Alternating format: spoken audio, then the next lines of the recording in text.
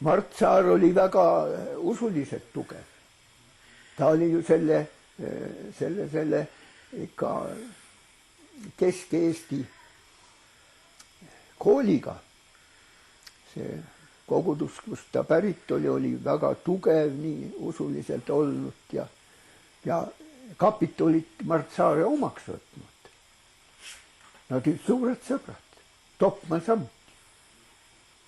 Nad ise laulsid siin vahel, kui muud teha ei olnud. Ja Mart istus alati laua otsas akna all, selga akna poole ja dirigeeris meie jutuajamisi ja nii edasi. Ta oli hommikul kõige varasem tõus ja meilt. Ta juba sai perenaise käest riielda, et liiga palju kolistab ustega ja ajab kõik külalised üles magamas. Mart tahtis ise. Mart keeras püksisääret üles ja käis, paks rohi oli õue taga, põlvini kastes. Ja siis laulis ise meil Aiaäärne tänavas. Niisugused mõnusaid asju on siin olnud.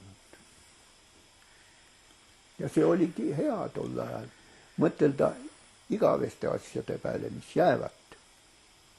Ma arvan, et taevaasadel on kah paks kaste ja parasjagu jahe ja niisugune ergutav. See kuluks ära meile ka. Kas nendest taevaasadest oli siin niimoodi Uku Maasinguga sageli juttu? Jaa. Uku oli ka sagedasti siin nendel muusika koos viibimisel. No siis tehti talle järeleandmisi, võeti mõni tema lemmik muusikast, esitati seda, siis ta oli prantsuse koorimuusikast lemmikuid ja nii edasi. Ja minu lemmik on muusikas Beethoven ja Agnesel ka üldiselt oli Beethoven Beethoven ja tema oli selle karreda muusika pooldaja juba, mis nüüd õitseb. Niisugune, kus akord ei olnud enam lihtne või oli keeruline. Agnes oli niisugune, meist muusikaliselt kõige rohkem arenenud oli ta. Nii arvasid Eesti suured muusikud. Ja siis sellepärast Erne Sakski ütles, et mul on häbi, et meie mehed laulavad, hakkame mehed minema ja niisugust lihtsad akorde. Et aga need rahvale meeldivad ja siis Erne Saks on ka kirjutanud omale sisse seal mõnes ooperis päris huvitavaid karredaid akorde. Erne Saksa aeg seisab alles ees praegu. Me ei ole Erne Saksale järele jõudnud veel muusikas. See oli. Nii et seal nagu ilmliku ja vaimuliku muusika vahel ei olnud piiri. Nad ei osanud piiri pidada ja see oli hea. Kirikus kanti ette asju, kus ei olnud Jumala nime üldse sees. Rapla rahvas võttis hästi vastu. Need ei olnud sugugi ilmlikud asjad. Sest et harilikud ongi nii, kui me läheme kas õigeusu kirikusse või Rooma katoliku kirikusse praegu, seal preester loeb pooleldi lauldes. Asju Jumalaga peab ajama ikka lauldes, mitte lihtsalt lobiseda, nagu me siin teeme.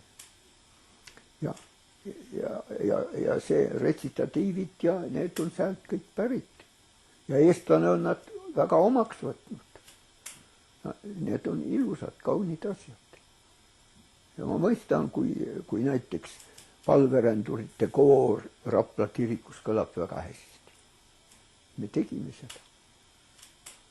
Vaat muusikaline kava oli nagu vaba nõukogude ajal. Ja meil oli ikka jumalateenistuses pool oli muusikat. Sõnalise osa tegime nii pisikeseks, kui vähe sai.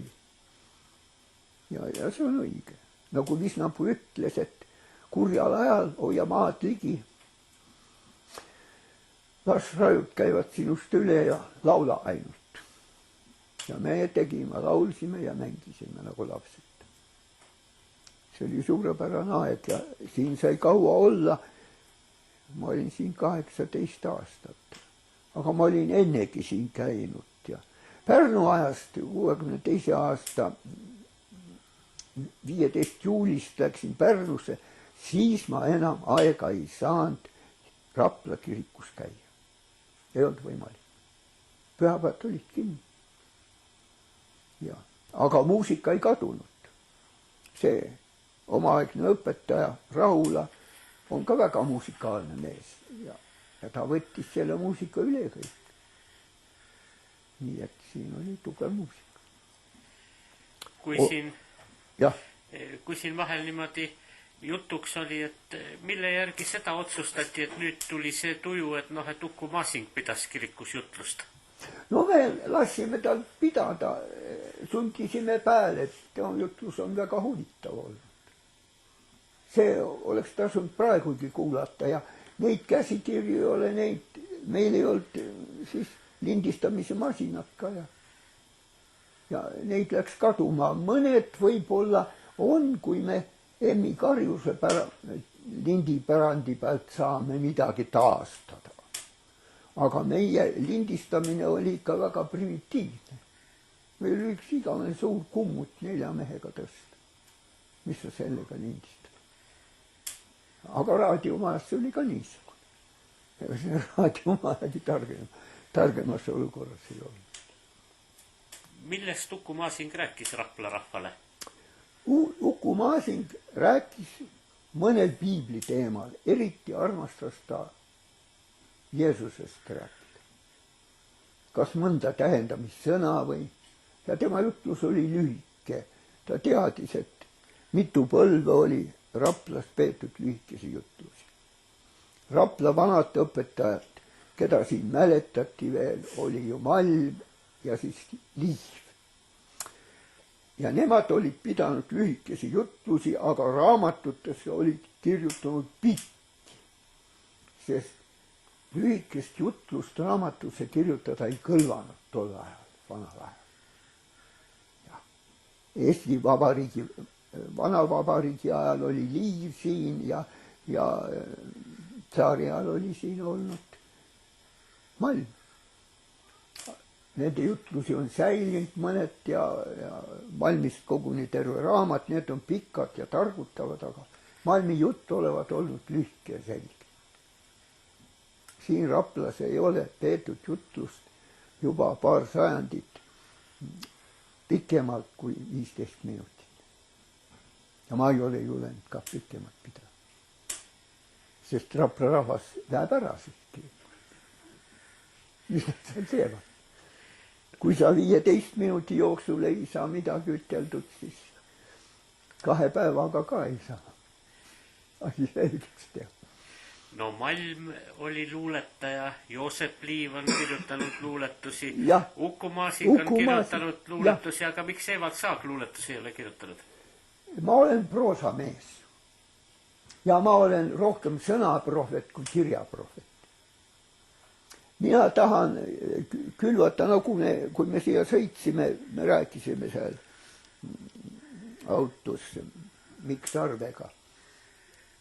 Mina tahan külvata inimese südamesse, inimese hinge, ütleme siis inimese meelde Masingu keeles, et meelde jääb. Ja see on kindlam kui kivi tahvlid või need sumerlaste savilauakesed. Mis meil sellest kasu on, mida kaevatakse välja meist 4000 aasta pärast? Mis kasu? 5000 aasta pärast, nagu sumerlasi kaevame välja. Praegu ei saagi kaevata ja praegu on väga tülikas minu meelest alati, mu süda väriseb, kui ameeriklane seal pommitab. Põrutab ühe pommi muuseumide peale või mõne välja kaevamata vaadata Linnuse pääle, kus on hiiglakirjavara sees. Murdosa on ju välja kaevatud. Seal on sama suuri linnu nagu Paabel ja välja kaevamata. Lii pääle tuisand ja kas paljust ikka jõuti kaevata. Ja nüüd on, meil ei ole Iraagi riigis võimalik kaevata. Seda on üritanud teisedki suured maad, mis siis Eesti saab siin teha. Tolle riigi huvi on teine, ta puurib naftat ja kaupleb sellega ja annab oma rahvale piitsa, et nad hästi odavasti leiva hinna eest orjaks seal ja niimoodi. Ega muidu kõrgem klass ikka tema juuret on lihtrahva töös. Ta imeb sealt oma jõu. Sest nad ei ole seal ise midagi välja mõtelnud. Praegused arablased ei ole oma eeskäijate nime väärt. See teiste vanemate rahvaste nime väärt, kes on tugevad olnud. Nemad on kujundanud niisugune terroriristi. Ja see on murelik ja meie väikese rahvaliikmena saame ainult lõdiseda, et hoidku, kui nad siia tulevad ükskord. Tuleme sealt araablaste juurest Rapla kirikusse tagasi. Sa oled rääkinud väga ilusa loo öisest jumalateenistusest Rapla kirikus. Äkki sa räägid seda uuesti? Me oleme pidanud, ma toon ühe näite ainult esialgu. Neid on mitmeid. Siin oli metsavendlust ja Rapla kiriku ümbrus on lage ja neid ei kahtlustatud metsavendade abistamises. Meid ei kahtlustatud selles, et nad tulid siia öösel kirikus. Aga metsavend tahtis kirikus käia. Tahtis seda pühasöömaaega osa saada, tahtis kuulata koorilaulu ja orrelimängu ja seda oli vaja, muidu ei pea metsast vastu. Sest inimene on ikka vaimne olend, ta on ikka meeltega olend. Ta ei saa, vaim tahab süüa niisama nagu keha. Ja sellepärast me korraldasime niisuguse asja. Aknad katsime kinni, tuli oli kirikus ka hämar, me laulsime neid laule, mis inimestel peas olid.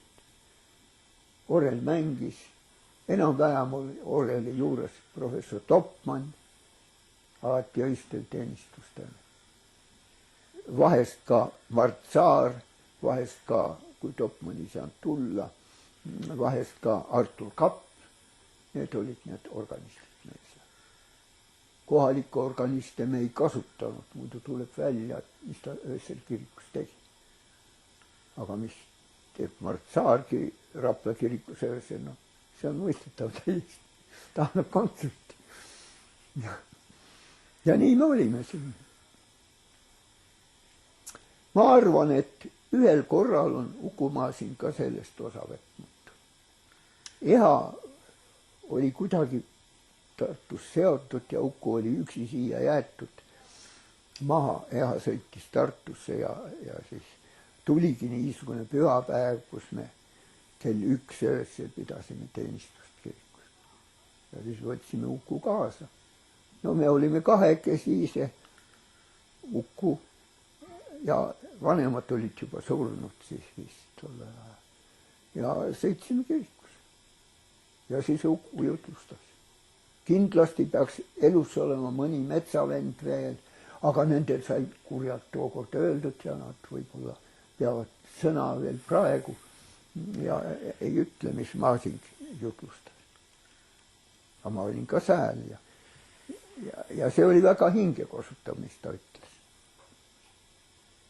Ta ütles, et põhjarahvastel on kõik tarkus tulnud ja kõik usk tulnud metsast.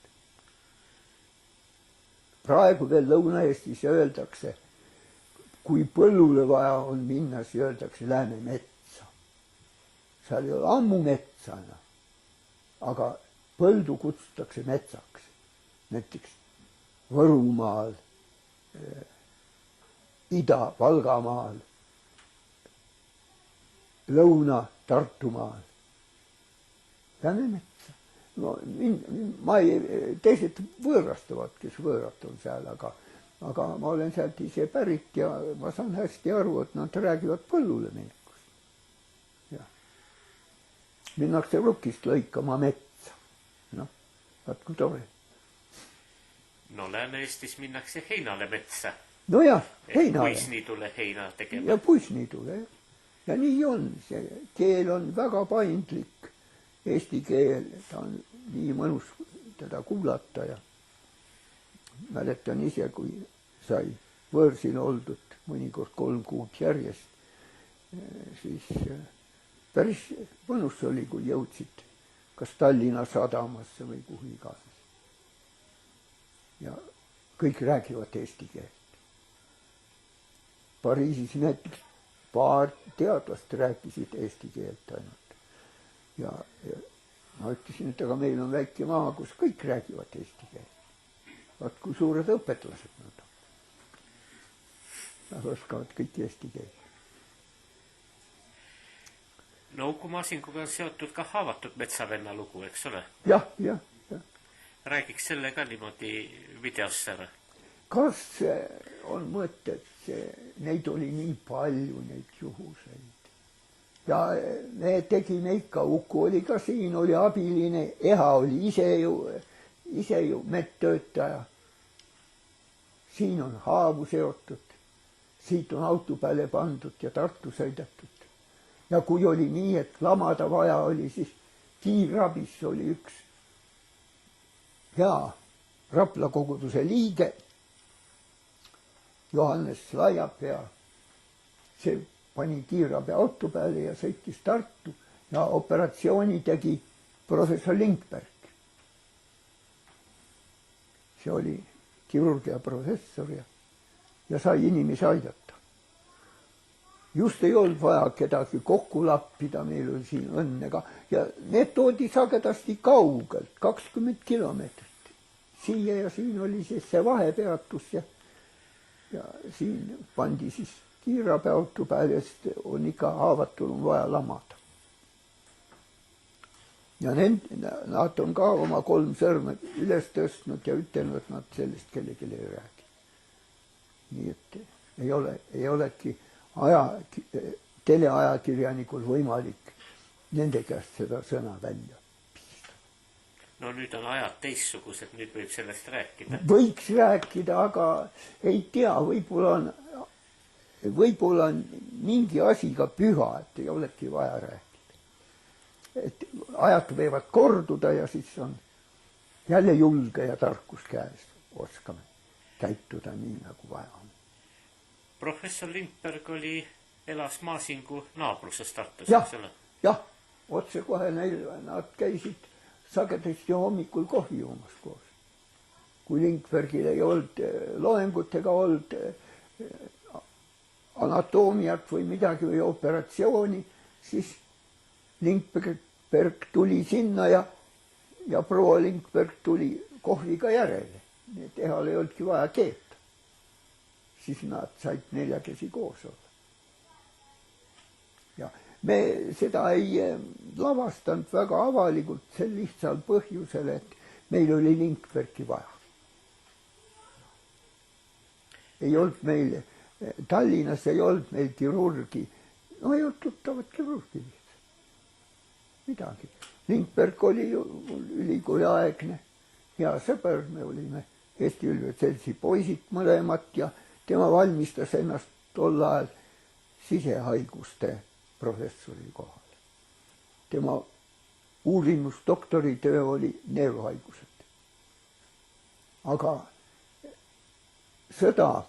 teine maailmasõda võttis kõik kirurgia edasiõppijad Tartust ära.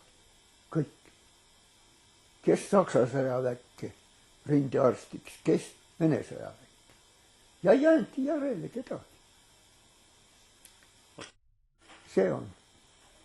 Näiteks küll oleks hea olnud praegu, kui oleks olnud Envet tema isa alles ja ema alles, kes nendega koos olid pikka aega hariduse teel ja kõigel ja naabritena siin.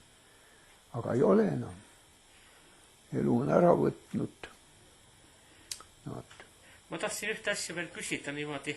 Kas Ukuga oli sellest ka juttu, kui ta pidi sealt Tartus ülemiselt korruselt alumisele korrusele kolima? Kas sellest oli ka juttu? Ei no, eriti valus see Maasingul ei olnud, sellepärast, et nende läbiotsimistega ülemal korrusel olid juba väga paljud tema raamatud ära viidud, käsikirjad ära viidud. Mis iganes oli masinakirjas paber või käsitsi kirjutatud paber, see viidi iga kord ära. Ja mõnikord käidi üle nädalat. No üle nädalat see oli norm kohe. Aga tihti. Ja siis tal mahtus kõik alla ära kuidagi moodi. All on väike korter. Ja see ongi praegu Uku see ühingu, selle seltsi või kuidas seda nimetada, kolleegimi korteriks praegu. Seal on see arhiiv kõik ja mis on. Nii et meie siin oleme nagu need uurijad maastikul ja rahva seas. Me tahame seda meeleolu siit kätte saada. Seda õieti nagu Maasing oma keeles ütleb, seda meelt. See on siin rahva hulgas olemas. Mismoodi üks Maasingu meel välja näeb ja välja paistaks? Ja, no ta on võrrelnud seda tuulega Vanast testamendis. Vaat Uues testamendis ka on üks niisugune lause Jeesuse suust. Tuul puhub, kuhu ta tahab ja kus ta tahab. Sa kuuled ta häält, sa ei tea, kus ta tuleb ja kuhu ta läheb. Ja niimoodi elas ka Maasing. Tuba tuule peal ja nõnda edasi. Ega kui me oma põhimõtted väga kaljusse raiume, siis need põhimõtted lagunevad ära. Põhimõtted ja usk ja see ei taha, et teda kaljusse raiutaks. Moosese seadused võisid väga hääd olla, kui need kivilaudadele ei olnud raiutud. Aga kui nad kivilaudadel olid, siis nad muutusid koormavaks inimestele ja siis rikuti neid rohkem, aga kui nad on hinge meelde kirjutatud, siis nad püsivad. Kas Maasingu usk oli teistsugune usk? Ei, Maasingu usk oli rahulikult ristiusk. Aga ta oli kuidagi selle tõttu eriskummaline, et seal ei olnud võimalik vahet teha ei luterlase, ei roomakatoliiklase ega ütleme kreeko-katoliiklase vahel ega midagi. Sama usk, mis oli baptisti koguduse vennal ja õel, sama usk oli ka Maasingul. Ja see oli nii sarnane. No võt on niisugune asi.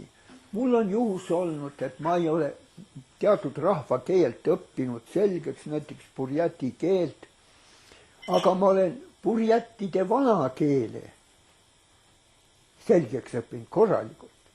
Ja kui ma burjatias olin ja olin üksi terve päeva ja mul ei olnud tõlki, vene keelt ma ei oska ja seal ei olnud teiste kultuurkeelte oskajat, siis ma hakkasin ühe korraga seda vana burjati keelt kõnelema ja mõtlen, et saad kõik aru. Ja ma olin juba tehtud mees, kui minu omad tagasi tulid maastiku uurimisest. No terve päev juba söödetud ja joodetud ja omaks võetud ja nii tuleb. Nii et meie südames on see kannel, kui Maasing mängib, kui Maasing oma võrdlusi toob, meil on see kannel olemas, mis hakkab helisema kaasa. See ongi see Maasingu võlu. Ta räägib meile sõnatultki. Mitte ainult sõnadega. Kui me näiteks Maasingu raamatuid loeme, mis nüüd on tänu Tartu kolleegiumile välja antud, siis on seal nii, et tema mõtleb asjadest nii, nagu meiegi üldiselt mõtleme. No meie, kes me seda hariduse ja seda sõltumatuse ja mis iganes seda kultuurivankrit veame. Me mõtleme väga ühtemoodi. Tuleb ennast võrrelda Maasinguga. Ka meie ei ole väga kindlad kõigele. Meie minevik on mitu tuhat aastat vanem kui Euroopa teistel rahvastel. See on selge. Aga me sõnatult saame aru üksteisest. Ja ma arvan, et Maasing istub siin ka ühe tooli peal praegu ja on meie keskel ja juhib meie vestlust. Nii et me ei olegi väga iseseisvat vaja olla. Meil ei ole vaja lahti kiskuda ennast Maasingust, et temast rääkida.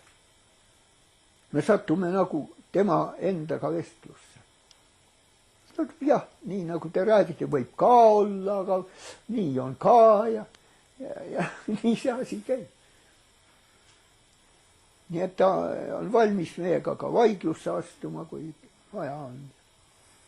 Meid korrigeerime, meie korrigeerime teda jälle ja ütleme, et mis on nii ja kas see ikka nii on ja tema püüab siis tõestada, kuidas asi oli sumeritel ja vanadel egiptlastel ja me jääme rahule.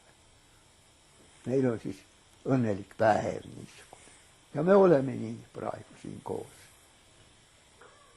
Maasing meie keskel. Sest kes väga suure vaimustusega nüüd Maasingule aplodeerib, siis see aplaus segab Maasingu mõistmist. See aplaus segab. See aplaus satub nagu selle aplodeerija enda asjaks juba. Sest mitte Maasing ei anna märku, millal aplaus teha, vaid inimene aplodeerib Maasingule. Maasingut aplodeerides aplodeerib ta iseennast. Me peame saama teiseks. Peame nende eksiteede pealt ära tulema, kus me ilma nii suurte ettevõtjatega nimetama ainult viimaseid nii-öelda selle sajandi inimesi. Jakob Hurt, Villem Reimann, keda iganes. Muusikameestest nimetasime juba tervet rida ja ma rõhutan, nende hulka kuulub ka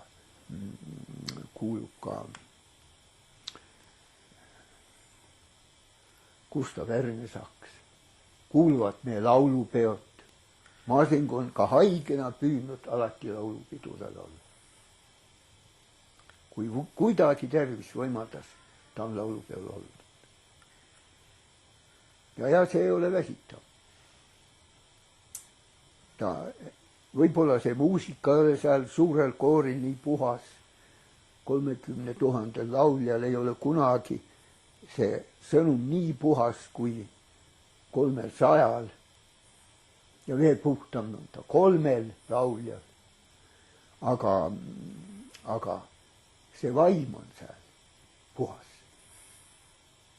See leiab vastukaja, see kütkestab, see jääb meisse.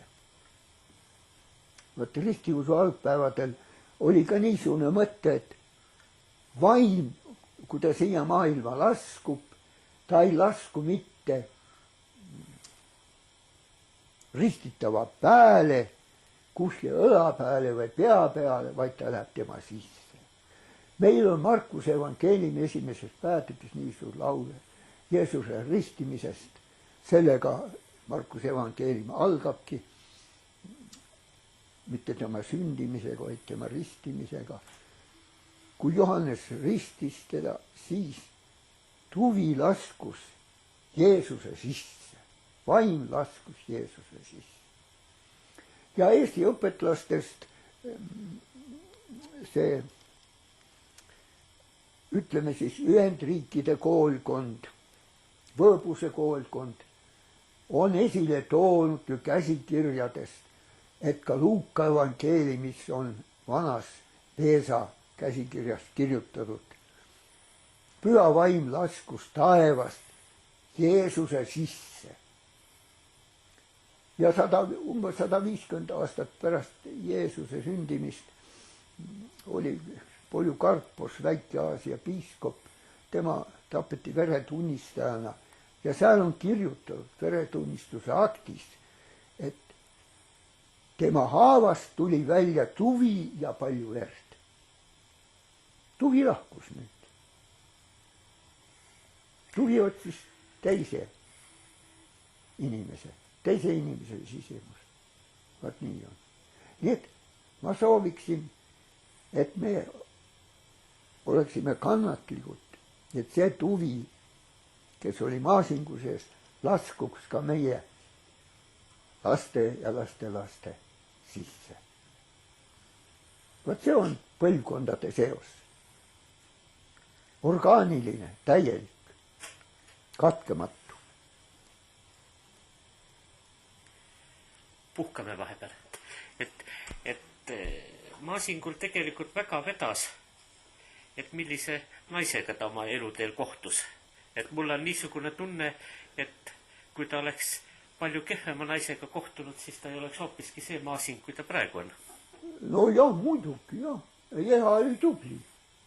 Eha aitas teda ravida. Eha abiellus ju haige mehega. See on ju kuri lugu, eks ole. Aga Eha kannatas selle kõik välja ja lasi maasingul kirjutada, oleks ainult Nõukogude võim heldem olnud, et oleks käsikirjad alles jätnud. Meil on veel käsikirjade probleem, need teoloogia raamatud. Ma ei tea, 4, 5, 16 paksu köidet. 2 täis kirjutatud pukul. Aga tal keelati ära, see asi lõpetati ära 62. aastal. Selge, teeme ühele kirjutada veel elu lõpul 38. aastal ta alustas skitseerimisega üliõpilaste jutt ja oleks hoopis parem saanud, kui ütleme kas või meie suurkirjaniku need noortejutud. Ja mina olin tal abiliseks, et korjata seda üliõpilasargooni. Me tegime midagi sellest. Aga see oli ka kurjast ja ega taevaisa ei lasknud selle jutun tulla. See jäi pooleli. Siimisker vist panigi ta kõrvale, see oli nii skelett, et sellest midagi ei saa teha. Ei novelli, ei.